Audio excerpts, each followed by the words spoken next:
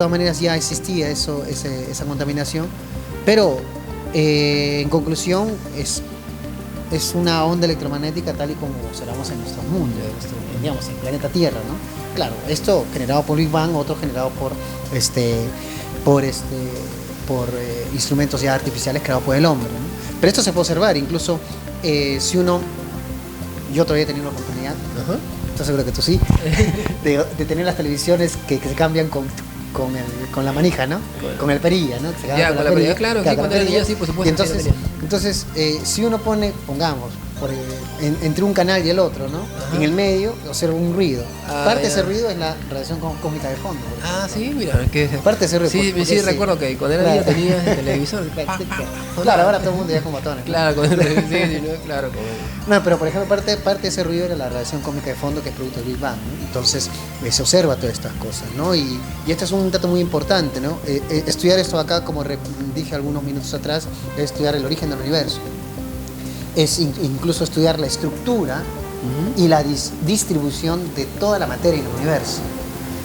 Podemos observar acá algunos colores, ¿no? Colores anaranjados, azules, no sé si la cámara lo captará, pero hay algunas tenues, ¿no? Entonces, lo que básicamente me quiere decir esto de acá es que los colores anaranjados, esos son aquellos lugares donde hay mayor concentración de materia, y los colores azules donde hay menor concentración de materia. Entonces nos da mucha información de la distribución de la materia en los instantes iniciales del universo.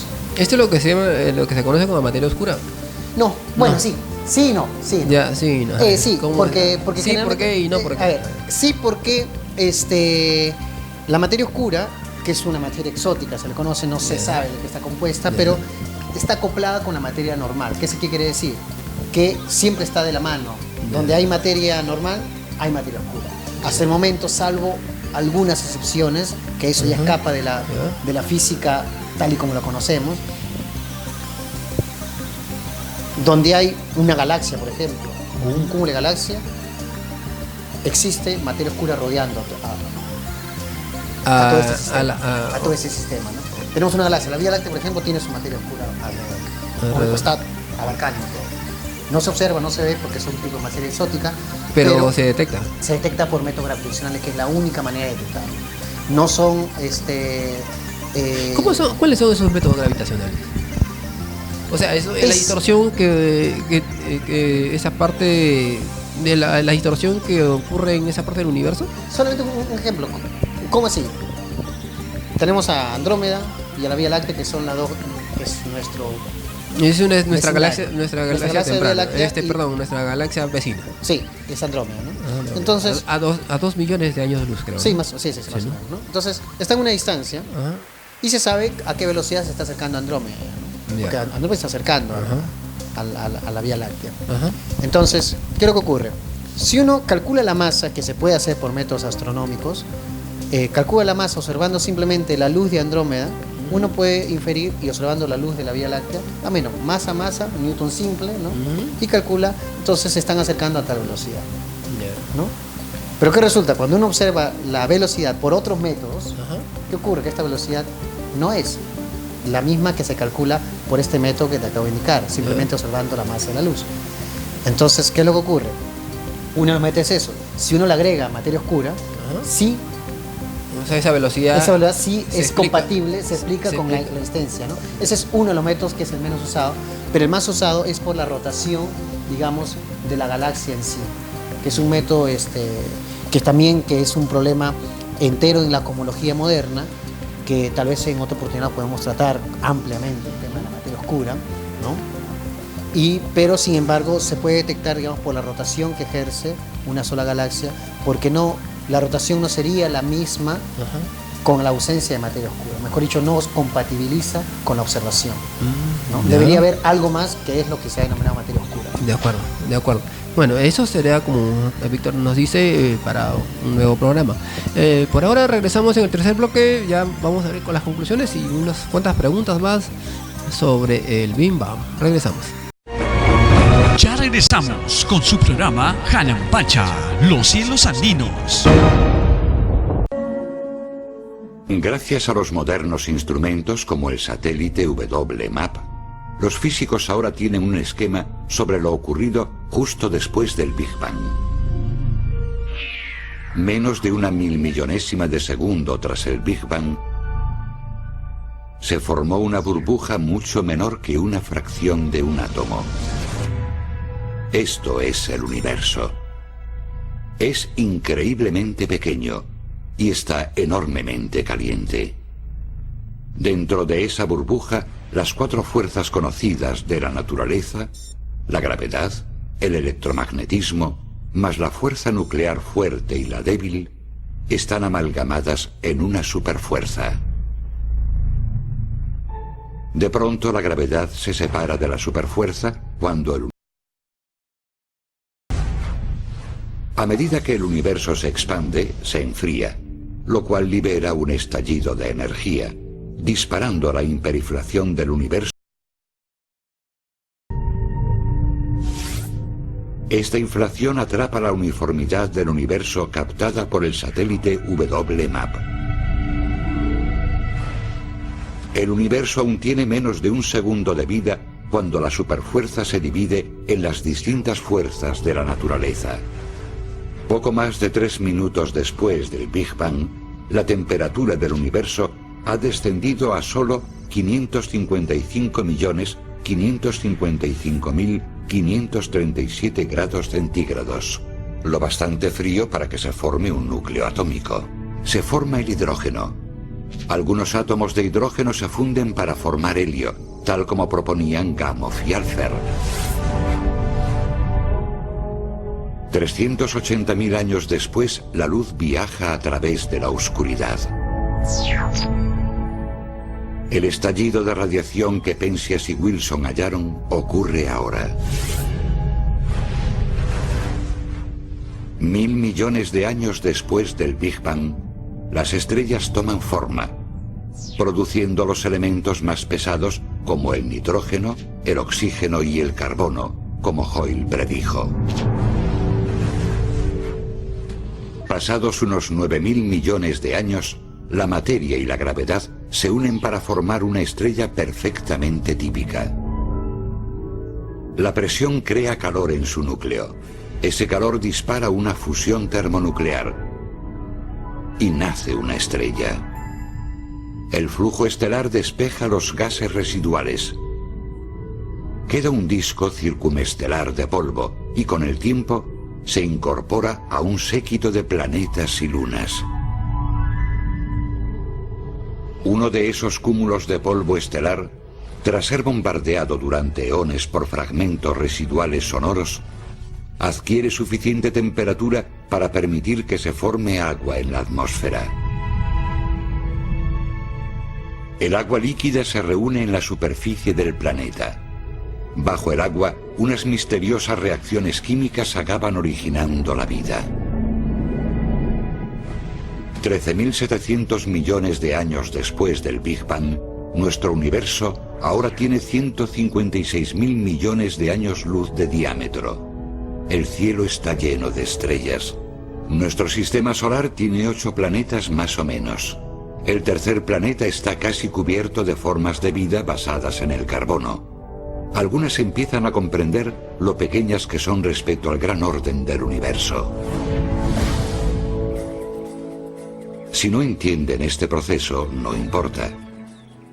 Es la culminación de millones de cerebros humanos luchando durante miles de años por saber cómo empezó el universo y qué lugar ocupa el hombre en él. Es suficiente para abrumar a cualquier cerebro humano. Si me tomo en serio la idea de que mi cerebro ha evolucionado para poder lanzar piedras, coger plátanos y demás, es extraordinario que los humanos hayan podido saber tanto sobre la física, tantos datos sobre las cosas que no eran primordiales para nuestros antepasados. Sí, creo que es asombroso lo bien que los humanos hemos logrado avanzar en ese aspecto, sin volvernos completamente locos durante el proceso. He aquí nuestra exposición de la historia sobre nuestro mundo, nuestro sistema solar, nuestro universo y cómo empezó todo. Esto es lo que creemos que sabemos. Pero el trabajo sigue en marcha. El guión se sigue escribiendo. Veamos cómo termina. Continuamos en su programa Hanan Pacha, Los Cielos Andinos. Muy bien, amigos, como ustedes, Julio Escudero, estamos en su programa Hanampacha. Estamos entrevistando al cosmólogo Víctor Vera. Con él estamos hablando sobre el Big Bang. Muy bien, Víctor. ¿Cuáles serían las principales conclusiones en este caso del programa? Se nos acaba rápido el tiempo. ¿Pasó el tiempo? Antes de pasar a las conclusiones, ¿podemos decir que el tiempo pasó o nosotros pasamos por el tiempo? ¿El tiempo pasó por nosotros o nosotros pasamos por el tiempo? Creo que el tiempo pasó por nosotros. El tiempo pasó por nosotros. Desde el punto de vista de la relatividad, yo creo que diría así, ¿no? Porque es relativo el tiempo. Y, o sea, si nosotros decimos nosotros hemos pasado por el tiempo, estamos asumiendo que el tiempo es absoluto, y no es cierto. Bueno, es relativo. Claro. Pero entonces significaría que nosotros somos ¿qué? ¿Absolutos o relativos? También? Ah, buena pregunta, también no sé. Ya me hiciste otra lengua. Porque somos materia. Sí. Porque somos materia, ¿no? Sí, bueno, el tema del tiempo es un tema bastante... Claro, también hay un famoso libro, Las 5 leyes del tiempo, ¿no? Claro, y una de las es el tiempo psicológico, ¿no? Cierto. ¿no? Claro, es un tema... El tiempo, yo creo que para dar una definición del tiempo se deberían congregar un poco los científicos, los filósofos, ¿no? Sí, claro, ¿no? Y bueno, psicólogos también, o sea, porque es un tema bastante... uno de los errores de los físicos, de los astrónomos, los cosmólogos, es que su definición es la verdadera, ¿no? Con eso yo no quiero, por favor, claro, ¿no? Simplemente quiere decir que muchos nos encerramos en nuestro mundo, ¿no? Y ante preguntas así, aparentemente tan simples, no sabemos qué responder. Claro, porque en el tiempo psicológico vamos pasado, presente y futuro, pero en el tiempo físico es simétrico, claro, ¿no? Claro, es simétrico, tiene una sola flecha, nace en un punto, no es absoluto, ¿no? Creo que todo eso también con una serie de conceptos de otras ramas de la ciencia se podría generalizar algo, ¿no? Claro. Bueno, es solamente una opinión, ¿no? No, está bien, y muy válida, ¿no? Cosa que yo creo que las nuevas generaciones deben tomar en cuenta, ¿no? O sea, los estudios, muchos estudios tienen que ser multidisciplinarios en todo caso, ¿no? Exacto. Bueno, ahora regresando entonces a los 300.000 años después del Big Bang, eso se está representando ahí. Me decías que las partes, en este caso anaranjadas, representan a una mayor concentración de materia. Exacto. En este caso, por la presencia de altas temperaturas. Exacto. ¿No? Y la parte azul representa no a la ausencia, pero sino a una menor concentración de materia, ¿no? Ahora, esta parte de aquí me representaba la parte, bueno, entre comillas, este es ruido ecuatorial. Ese es el ruido de nuestra Vía Láctea, ¿no? Ya. Es como si estuviéramos en el centro de la Vía Láctea, observamos todo y vamos a ver por todos lados este ruido de la Vía Láctea, que obviamente hay materia por todos lados. Ruido, ¿no? O sea, ruido de observación me refiero, o sea, es lo que hablamos hace unos minutos, la contaminación que en este caso existe de nuestra Vía Láctea, ¿no? Pero hay métodos para eliminar esto acá y tenemos el universo sin contaminación de nuestra propia Vía Láctea. Pero es eso lo que llamo ruido. Dime, ahora, nuestra propia galaxia también emite... Claro. Muchos objetos, de repente por acá no sabría decir, de repente algunos no son objetos que se encuentran a 300.000 años luz, tal vez por ahí hay uno que está acá cerquita, tal vez. Es por eso digo, toda esta línea que observamos acá es lo que emite nuestra Vía Láctea, que no lo podemos sacar de sí porque tenemos la Vía Láctea presente. Claro. Para hacer... entonces tenemos ese ruido, es por eso que denomina esa contaminación de nuestra propia Vía Láctea, pero ya por métodos que se conocen, por métodos de radioastronomía, de astronomía de microondas, se puede eliminar ese ruido y tener, digamos, el universo bastante limpio, ¿no? Limpio de toda contaminación, incluso de nuestra propia galaxia. Y en este caso, me decía las temperaturas altas, más o menos ¿cómo llamaba? ¿A qué temperaturas altas? ¿100 grados Celsius? No, 200, 300 grados Celsius. Claro, son grados Kelvin, ya, ¿no? Son grados Kelvin. Luego tenemos que transformarlo a grados Celsius. Bueno, los grados Celsius lo transformamos a los Kelvin, ¿no? En física se utilizan los Kelvin. Bueno, más o menos ¿a cuántos grados Kelvin? A ver, el universo tuvo temperaturas muy grandes, ¿no? A los inicios. Esto es la radiación, digamos, que se formó a los inicios del universo y la radiación que nos llega hasta este momento. O sea, tal y como lo medimos ahora, esta radiación, o sea, esta radiación ha viajado ya un montón de tiempo. 13.000 millones y tantos picos de años. La del universo 3.7 mil millones de años menos los 300.000, ¿no? Entonces ha viajado todo ese tiempo y nos ha llegado, y conforme ha viajado esta radiación ha disminuido su temperatura. También es algo bastante clásico en cosmología, ¿no? Y la temperatura promedio que nos llega en general es de aproximadamente 3.7 grados Kelvin, teniendo en cuenta que el cero absoluto, el 0 grados Kelvin, es donde no existe ya prácticamente nada, no existe la materia prácticamente. Estamos en una etapa de temperaturas bajas y estos 3.7 se considera la temperatura del universo. Ahora, las partes más naranjas son las más calientes porque hay mayor concentración de materia. Las partes azules son las menos calientes porque hay ausencia, no ausencia, sino menos concentración de materia. Pero esta diferencia en el tiempo actual es muy pequeña, es solamente alrededor de unos 10 a la menos 3, 10 a la menos 5 grados Kelvin. O sea, prácticamente esta es una medición muy exacta, precisa, muy precisa, ¿no? O sea, con esa diferencia, ¿no? Entonces, y esta medición precisa nos ha dado, digamos, la información necesaria para ver cómo debe o podría estar distribuido la materia en el universo en sí, ¿no? Uno de los principios cosmológicos nos dice que que el universo es homogéneo. Claro, la materia es homogénea. En realidad es cierto, pero es cierto porque estas diferencias de temperatura son muy pequeñas. O sea, me dice que solamente hay escalas, pero hay poca diferencia entre la concentración mayor y concentración menor. Pero a grandes escalas es cierto que la materia se distribuye casi homogénea en el universo. Solamente que esa diferencia es poquita y eso también tiene una explicación. Es una explicación que nace justo por la eterna batalla entre la gravedad y la presión de radiación. Yo pensaba que ibas a decir entre el bien y el mal. Bueno, algo así, ¿no?